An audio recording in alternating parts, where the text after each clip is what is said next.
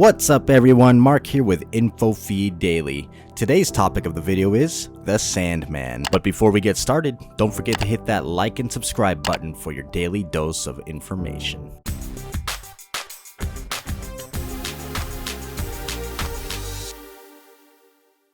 Netflix's series The Sandman is an enthralling tale of magic, dreams, and nightmares that are living entities within their own right. Taking off from the DC comic series with the same name based on Neil Gaiman, this show depicts what happens when these fantastical beings struggle to maintain order in the mortal world while juggling their respective realms. Like many other mythical figures, the Sandman has confusing origins, and his appearances and stories range from good to bad, making him a really complicated mythological figure. However, it seems that the oral tradition was the Sandman's likely origin, adding another layer of mystery to this puzzling mythological character. With Sandmans in multiple portrayals, it makes us question, so who is he really?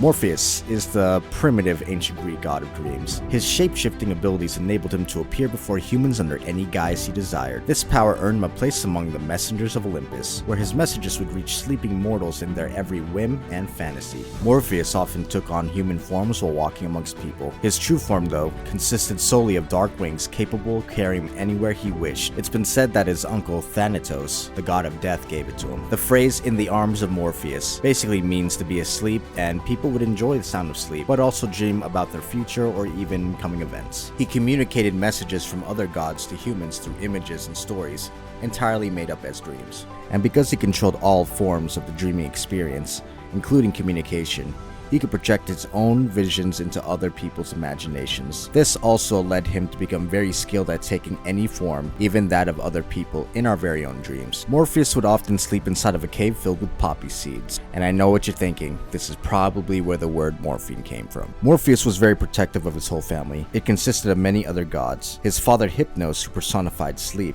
his mother Pasithea, who embodied hallucinations, and his grandmother Nyx, who represented night, and uncle Thanatos, who brought death. Morpheus and his kin were known as the Onetori. This family specifically consisted of Isolus, who was responsible for what would happen when people wake up from dreams, Phobetor, who could create panic-inducing dreams, and Phantasus, who could create an unending cascade of whimsical phantasms. It was Morpheus who held rank over his brothers, though he had power over dreams of both ordinary mortals and those of gods alike. In Homer's Illiad, Zeus decides to send a malicious dream to Agamemnon, the leader of the Greek army during the Trojan War. He summons an Aneros, thought to be Morpheus by many scholars, but never confirmed in detail. This being is then ordered by Zeus to go into the camp of the Greeks at Troy and deliver a message from Zeus, demanding that they go back into the battle.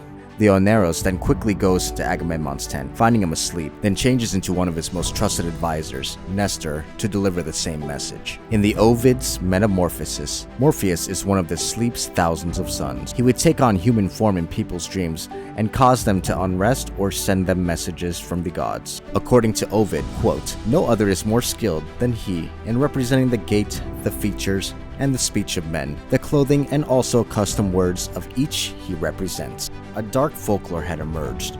A German author named E.T.A. Hoffmann wrote about something called Der Sandman, or in other words, the Sandman. This character is supposed to be an evil creature, or some would say monster, who will throw sand in the eyes of children when they don't go to sleep, or in worst case scenario, make their eyes fall out. A well-known children's fairy tale author, Hans Christian Andersen, wrote about a nicer version of the Sandman in his 1841 fairy tale. Forgive me for saying this wrong, but in his very own story, Ol Lacoge, we are introduced to our protagonist, the very own Sandman. There's many iterations of this character, who rouse children from their slumber and send them off to sleep, but also offer bad kids nightmares, or even no dreams at all. But when it came to good kids, Ol offered sweet dreams. As many translations were made, some versions became more popular than others. Certain translations mention the word cream throughout the entire story, and eventually now it transitioned into a word more recognizable: sand. The Rise of the Guardians reimagines the mythic entity responsible for delivering dreams. He is called Sandersen Manzuzi, or also known as the Sandman,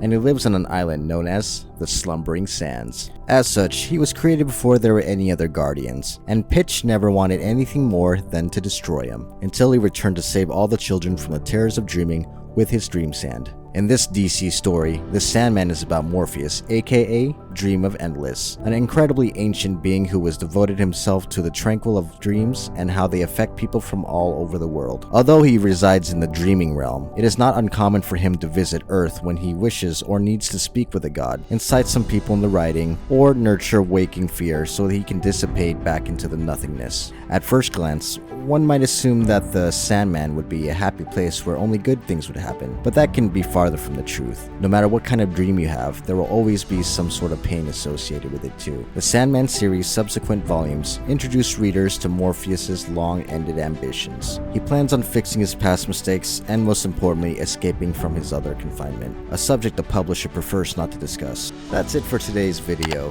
Hope you learned a lot about the Sandman. Feel free to comment down below what topic you'd like to see us cover next.